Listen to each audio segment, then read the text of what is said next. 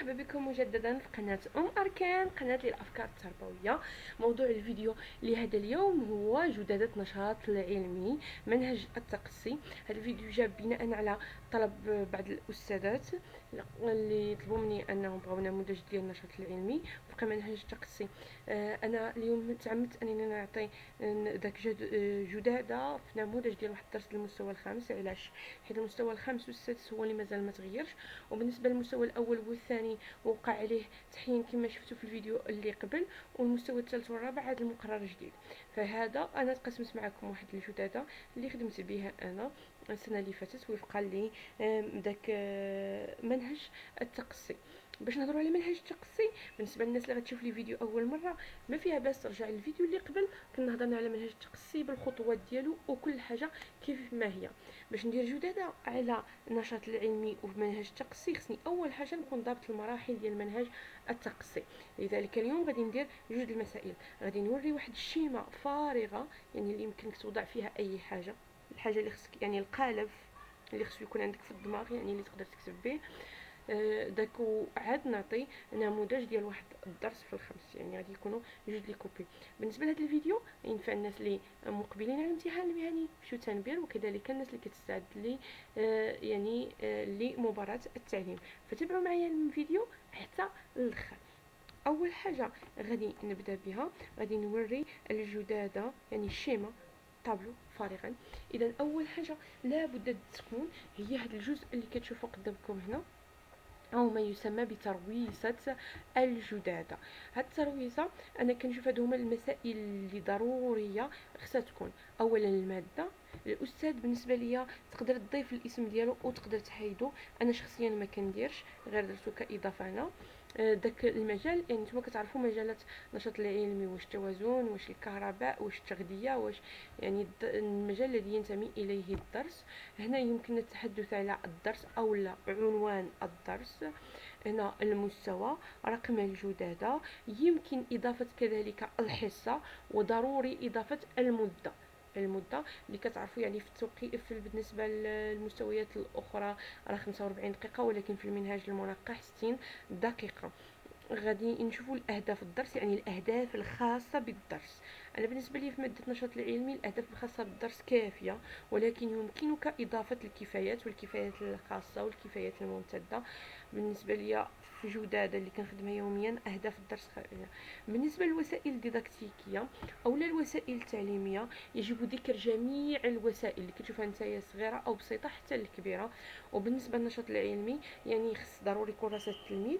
الا كنتي غدير مناوله خصك تذكر يعني الاليات اللي استعملتي في هذيك المناوله. كنتي غادي دير مثلا النمذجه، يعني جبتي صور او لا تمثيل ديك الظاهره، او لا استعملتي الداتا شو او لا الحاسوب او لا اي حاجه، خصك ضروري تكتبها هنا في الوسائل. بالنسبه الجدول الخاص بالجدادة، أنا كنقترح عليكم هذا الجدول، ولكن هو قابل للتعديل، وكل أستاذ كما كنقولوا هو سيد قسمه، يعني يدير اللي كيوالمو. أهم حاجة خصهم يكونوا فيها مراحل. هاد المراحل هما اللي درنا عليهم في منهج التقصي. الأهداف، وأنا خصصت كل مرحلة بهدف ديالها. توجيهات المقترحة أو أنشطة الأستاذ، كل واحد أش كيسميها هنا. وأنشطة المتعلمين، يمكن إضافة واحد الخانة هنا، واحد الكولون يدير فيه التقويم، يعني تقويم كل مرحله. بالنسبه لي انا كنكتفي بهذا القدر، يعني عندي انشطه المتعلمين وتوجيهات المقترحه او انشطه الاستاذ والاهداف والمراحل. بالنسبه للمراحل هما اللي ذكرنا ديجا في الفيديو، يعني هما المراحل الضروريه في منهج التقصي. يعني الوضعيه الانطلاق اللي كتكون فيها الوضعيه المشكل، اللي الغرض منها اثاره الانتباه ودافعيه المتعلمين ووضعهم في سياق الدرس. بالنسبه لصياغه سؤال التقصي، باش ندير لهم يعني ديك الزوبعه الذهنيه باش يفهموا، يعني نوضع لهم الوضعيه المشكل اللي غادي يحاولوا. هنا اقتراح فرضيه او لا طرح الفرضيات. وهنايا في الضرورة التذكير بأن الأستاذ يجب عليه أن يقبل جميع الفرضيات. وهنا اختبار الفرضيات قلنا وفقا ثلاثة المسائل، إما مناولة ولا النمذجة أو لا، يعني ذكرناهم في الفيديو اللي قبل، الاستنتاج والتعميم والاستثمار والتطبيق والتقويم والدعم. غادي ننتقل بعجاله للنموذج باش تفهموا اكثر. انا خديت واحد النموذج. اختاريت هذا الدرس بالضبط، درس التوازن، حيت بسيط ويمكن يدار في حصه واحده. لو انني استعملت واحد الدرس اخر، يعني خصني ندير جداده ديال جوج الحصص او لا، انا اختاريت هذا الدرس على سبيل المثال. واذا كنتم كتشوفوا ان خصني ندير درس اخر، يكفي انكم تخليو تعليق. اذا كما قلت هنايا، الماده في ترويصه الجداده اللي هي ضروريه، الماده النشاط العلمي، المجال التوازن، الدرس أشكال الموازين. وبالنسبة للناحية الأخرى المستوى الخامس، رقم الجدادة على حسب الترتيب ديالو، والمدة الزمنية 60 دقيقة. كنعاود نأكدها 60 دقيقة إلا كنا في المنهج المنقح. أما بالنسبة للمنهج داك العادي فهو 45 دقيقة هي مدة نشاط العلمي. أهداف الدرس، هناك هدفين: تعرف بعض أنواع الموازين، وتعرف نوع الموازين حسب مجالات استعمالها. بالنسبة للوسائل الداكتيكية، أنا وضعت هادو على سبيل المثال موازين مختلفة. بالنسبة لهذا الدرس يعني أي إدارة يعني سواء يعني على الأقل تجد عندها واحد الميزان دو كفتين. وإلا كنتو في مدارس يعني بحال المدرسة اللي كنخدم فيها مجموعة من الموازين، وفي غنى على هذاك الموازين كامل مقطع فيديو يفي بالغرض أو لا صور. وحتى إلا ما توفروش لك الصور أو لا المقاطع الفيديو، فهناك صور في الكتاب المدرسي وكراسة التلميذ. إذا كنتي جبتي صور أخرى أو لا أي حاجة يمكن لك تضيفها هناك. غادي نبدا، وهنا المهم هو الجدول. نتمنى تتبعوا معايا. اذا غادي نبداو بالمرحله الاولى، هي وضعيه الانطلاق. الهدف منها وضع المتعلمين في سياق الدرس ورصد تمثلاتهم، او داك تعرف بعض انواع. وهنا في هذا الدرس اذا هذا هو الهدف بصفه عامه ديال هذه المرحله، ولكن الهدف اللي خاص بهذا الدرس هو تعرف بعض انواع الموازين. كيف ذلك؟ قد يكون في الدرس اللي قبل تمت مطالبة المتعلمين في نهاية الحصة السابقة بإنجاز بحوث حول أنواع من الموازين لا تستعمل فيها الكتل المعلمة مع كيفية استعمالها. هذا اللي بغيت نشير ليه ديما أنا في النشاط العلمي، كنحاول ما أمكن نمهد للدرس الآخر انطلاقا من نهاية الدرس السابق. إما كنعطيه بحوث، وهاد البحوث غالبا ما كيكونوش مشجع لها التلاميذ، لذلك كنلجأ لواحد الأساليب ديال التشجيع، مثلا للنقاط او لهدايا بسيطه او للتصفيقات او لمدح التلميذ. هكا كيكونوا البحوث. بالنسبه للانشطه المتعلمين، يعرض المتعلمين ما انجزوه من بحوث حول الموضوع. يعني الموضوع اللي كنقصد به، غادي يجيبوا لي واحد الاسماء ديال الاخر، يقدر تلقى تلميذ جاب بعض الصور، تلميذ اخر يعرف اسماء تلك الصور. اذا ننتقل للمرحله المهمه وهي صياغه سؤال التقصي. الهدف منه تعرف على أنواع الموازين حسب مجالات استعمالها. وضروري يكون الأستاذ ذكي في هذا السؤال، شي سؤال اللي يستفزهم. إذا بالنسبة لهذا الدرس، لماذا لا يستعمل بائع الخضر الميزان نفسه الذي يستعمله بائع المجوهرات؟ علاش ما كيستعملوش هما بائعين بجوج؟ علاش ما كيستعملوش نفس الميزان؟ في هذه المرحلة يستحسن أن التلاميذ يشتغلوا على شكل مجموعات أو ثنائيات، وكتطرح لهم السؤال وكتخلي لهم واحد المدة من أجل أنهم يدونوا داك التصورات ديالهم أو التفسيرات الأولية ديالهم. بعد ذلك يأتي اقتراح الفرضيات، يعني الوقوف على التفسيرات التي يجدها المتعلمون مثلا داك. وبالنسبه للتوجيهات المقترحه، جرد فرضيات المتعلمون وتدوينها على السبوره.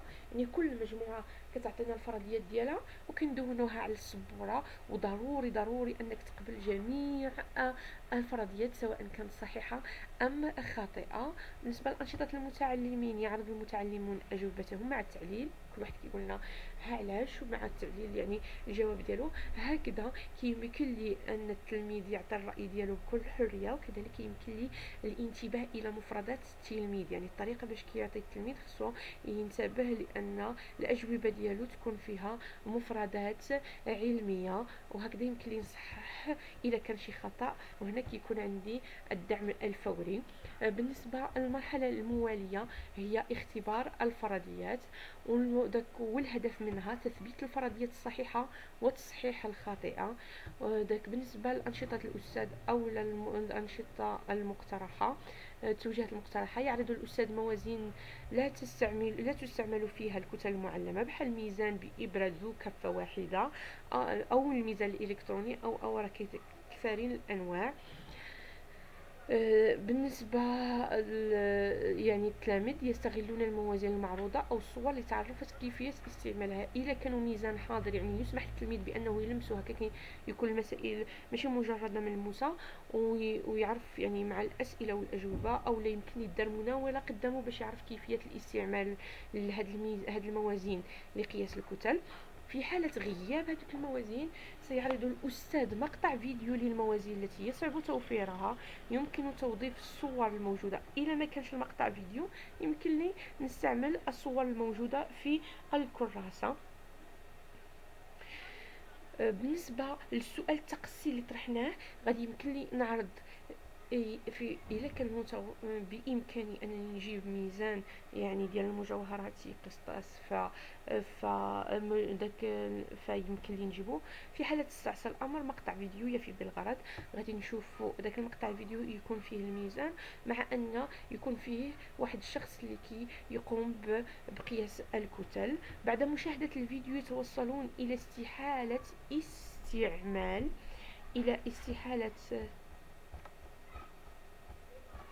استعمال هذا الميزان من طرف بائع الخضر، نظرا لعدة أسباب، من بينها كيعطيوك فاش كيقول لك راهي ما يمكنش، كتقول له عطيني علاش الاسباب. هادشي علاش كنا هنا في الاول مع تعليل الاجوبه. يعني من بينها يمكن يقول لك التلميذ بان كون كفتيه لا تسعني الخضر التي يراد وزنها، او لا بكون حجمه صغير والخضر كيكون الحجم ديالها اكبر، او لا يمكن لي التعليل اخر كونه يستعمل وحدات معلمه دقيقه بحال ديسيغرام سنتيغرام عكس ميزان ذو كفتين. وبالنسبه للمرحله المرحلة الثالثة واللي هي الاستنتاج والتعميم، ومن أهداف هذه المرحلة استخلاص أنواع الموازين وكيفية استعمالها. وهنا يتدرج الأستاذ مع المتعلمين للتوصل إلى استنتاج يكتب على السبورة ثم على الدفاتر. الناس اللي غتقول لي عندنا كراسه وكنكتبوا فيها الملخصات. نعم، انا من تجربتي كنكتب مثلا في الكراسه، وكنعاود نطلب من التلاميذ انهم يكتبوا في الدفاتر، هكذا يمكن لهم المراجعه، حيت كنحتفظ بالكراسات في القسم لسبب واحد: باش نحافظ عليها، حيت الا عطيت الكراسات مشاو في اخر السنه ما كنلقاش باش نخدموا الدوره الثانيه كيكونوا قطعوها التلاميذ. بالنسبه للانشطه، الانشطه المتعلمين يستنتجون أن الموازين تختلف بحيث شكلها ومجالات استعمالها. بالنسبة للمرحلة ما قبل الأخيرة، استثمار والتطبيق، والهدف منها استثمار التعلمات المكتسبة. وبالنسبة لأنشطة الأستاذ، يطالب الأستاذ المتعلمين بإنجاز نشاط. هذا النشاط كيكون تطبيق مباشر للاستنتاج ولا للقاعدة، ما كيكونش فيه أدنى صعوبة، المتمثل في ربط الميزان. فهنا في هذا الدرس عندنا ربط كل ميزان بمجال استعماله. بالنسبة للتلاميذ ينجزون النشاط المطلوب. وبالنسبة للمرحلة الأخيرة هي مرحلة التقويم والدعم، والهدف منها تثبيت مكتسبات ومعالجة التعثرات. وهنا يقدم الأستاذ للمتعلمين نشاط يعني نشاط خصو يكون أكثر صعوبة من النشاط اللي تقدم في الاستثمار والتطبيق، والغرض منه انه يوظف المكتسبات يعني في حاجه اللي مرتبطه بالمحيط ديالو. وهنا كنقترح في هذا الدرس واحد النشاط اللي هو كتابه اسم الميزان، يعني كل ميزان عنده اسم خاص به في المكان المناسب له، ومع ذكر مميزاته، يعني في كل بلاصه مع ذكر مميزاته. وبالنسبه يعني نشاط المتعلمين ينجزون النشاط المطلوب. نتمنى ان يكون وضحت بعض الامور. بالنسبه للناس اللي غتشوف الفيديو ديالي اول مره، ما تردوش في المشاركه في القناه والدعم بلي لايك. وهناك مجموعه من الافكار اللي مازال ما طرحتش، كننتظر اقتراحاتكم والاراء ديالكم.